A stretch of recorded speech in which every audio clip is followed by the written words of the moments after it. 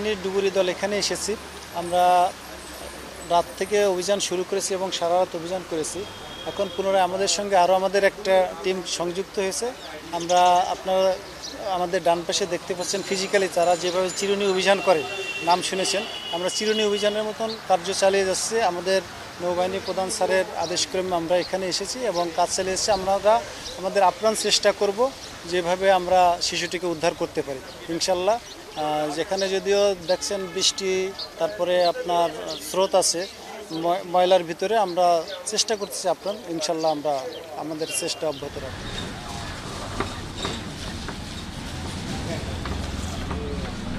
Number হচ্ছে 7359।